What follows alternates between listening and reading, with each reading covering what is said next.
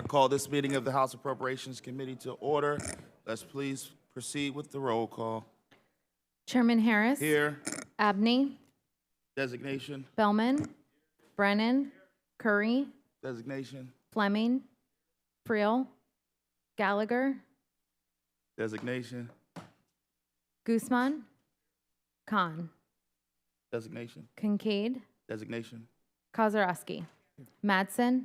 Malagari. Mays. Designation. Mullins. Designation. Salisbury. Designation. Sanchez. Designation. Siegel. Designation. Waxman. Webster. Designation. Young. Chairman Struzzi. Here. Barton. Brown. Designation. DeVanzo. Designation. Ecker.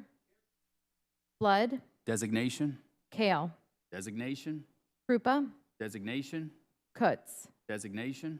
Mako. Designation. Marcel. Designation. Mustello. Designation. Nelson. Designation. Allsummer. Warner. Designation. Quorum is present. On our agenda today is Senate Bill 160. Before this committee, Senate Bill 160, the chair calls up Senate Bill 160 to be considered for the committee. Is there any discussion on the bill? Yes, thank you, Mr. Chairman. First, I want to thank the committee members who are here for making the trip in and for coming in earlier in the week as well. As it has been stated many times, we are in a very late hour. Here we are, mid-August. We do not have a general appropriations bill that has been agreed to or approved or signed by the governor. And what we have before us now is something that I think is a common sense solution in this very late hour to provide for the essential services of government. This bill would create a general appropriations bill that essentially establishes last year's funding levels at $47.6 billion. We think that makes sense right now, again, in this very late hour, to make sure that we have funding for our hospitals, for our schools, for those people who need these essential government services right now. And we can continue the negotiations as we had here in the Rules Committee meeting just before this, talking about transit funding, all the big issues that we need to resolve. We can continue to have those negotiations, but at this time, we think this is the best solution to make sure that government remains functional and provides for the people in this Commonwealth. With that said, all Republicans will be voting in the affirmative on Senate Bill 160. Thank you, gentlemen.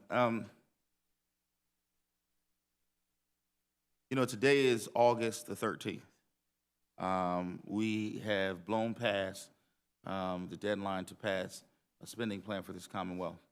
And instead of getting a spending plan, the Senate sent us the exact same budget numbers from last year. This is not a knows this building and knows how budgets work. The only time you use numbers from last year is early on in the process. Early on in the process, in order to move the process forward until you get an agreed upon number. This is not something that you do a month and a half after, and that literally is last year's numbers, is a spending plan that says that we're not serious. The bottom line is this, and I want folks who sit at home to understand what this is. Your electric bill at home goes up every year. Your phone bill goes up. All of your costs of living goes up every year. So does the Commonwealth. So does the Commonwealth. And there are bills that we are mandated by federal law to take care of. Many of those things affect the most vulnerable of our citizens, whether that's through Medicaid, whether that's through the AAAs and things like in-home care for our seniors or senior centers or meal deliveries. If you're giving the same number that we had last year, we are actually providing a cut in services across the board. A cut in services. Here's the other thing that happens. School boards have already passed their budgets in anticipation of state resources coming. So now school boards are going to have to go back to the drawing board knowing that no new state money is coming, and many of them will have to raise taxes on local at the local level to make up the difference. I want folks to be very, very clear about what this is. School districts will have to go back and readjust their budgets because all of them were anticipating state revenue. And so this is not a serious budget.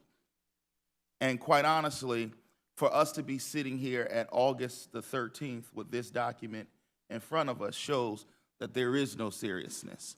Now, my hope is that over the next few hours, days, hopefully only hours and days, we can get a spending plan that is serious, that takes care of the mandatory payments as well as all of the other things that we know are necessary to help move Pennsylvania forward. In addition to that, we already know there's a $2 billion cost to carry for Medicaid. So I ask folks, where's the $2 billion coming from if we pass this today? Who is going to make the phone calls to let folks know that their services will be cut? Who will make the phone calls to let seniors know that their in-home support is not coming? Who's going to call all of the daycare center workers who were looking for this increased funding and let them know that that funding isn't coming and that you may have to keep your children home because we can no longer afford to keep our early childhood centers open?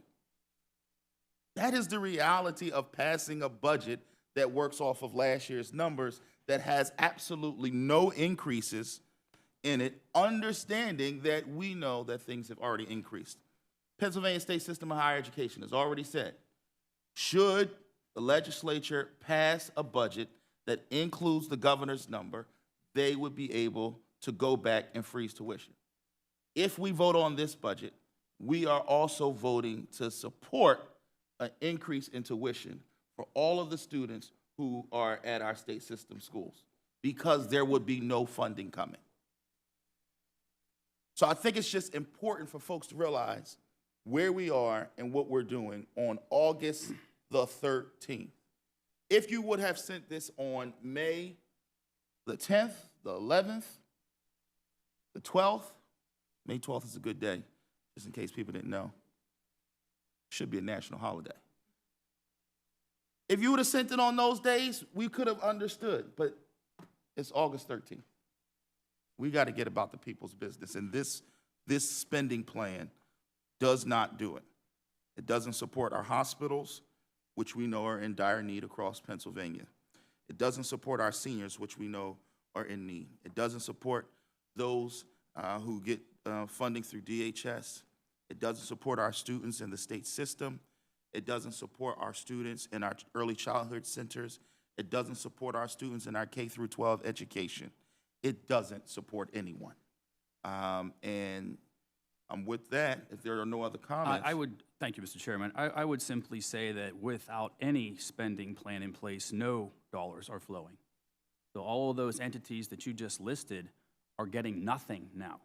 And we understand this is not the end of the process. This is simply to sustain those essential government services that people need until we can reach an agreement on an overall spending plan, until we can reach an agreement on these other big issues that we have been talking about for several months now. I would have loved to have seen this introduced earlier. We could have done that. But here we are now, as you said, on August 13th, and these entities, these school districts, hospitals, nonprofits are looking at nothing. This will at least give them something moving forward. You and I both know, Mr. Chairman, that in this building, with no sense of urgency, there is no urgency. And there are far too many people who will be devastated if there is no sense of urgency. Us looking at this document on August 13th shows that there is no sense of urgency for some. This body, this chamber, passed a budget on July the 14th. It was a compromise budget. It was less money than what the governor put in his original budget, $1 billion less. We did that on July the 14th. It is now a month, almost a month later, and now we have the numbers from last year. This is not a serious document. And until folks get serious, it is unfortunate. It is unfortunate that after all of this time, this is what is before us. But it is, and therefore we will call the roll. Chairman Harris, No. Abney, No. Bellman, Brennan, Curry, No. Fleming, Friel, Gallagher, No. Guzman, Khan, No. Kincaid, No. Kozarowski, Madsen, Malagari, Mays, No. Mullins, No. Salisbury, No. Sanchez, No. Siegel, No. Waxman, Webster, No. Young. Chairman Struzzi, Yes. Barton, Brown, Designation, yes. Devanzo, Designation, yes.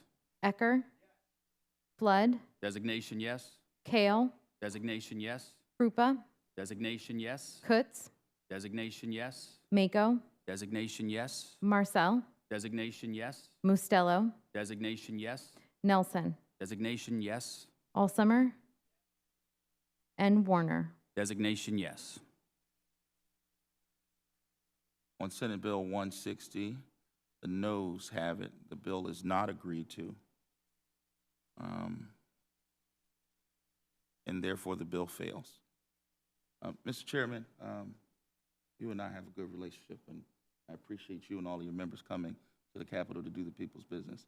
I want to be very clear that we remain committed on working together to get an agreed-to spending plan that benefits all of Pennsylvania. And I don't want anybody to misconstrue our disagreement to being disagreeable. Right. Because that is not the case. I believe that the chairman is a good man, and I appreciate our continued willingness to work together. But just as this time, this is not the document that we could support because there are far too many who are at risk and who are at stake. And so I just want to put that on the record.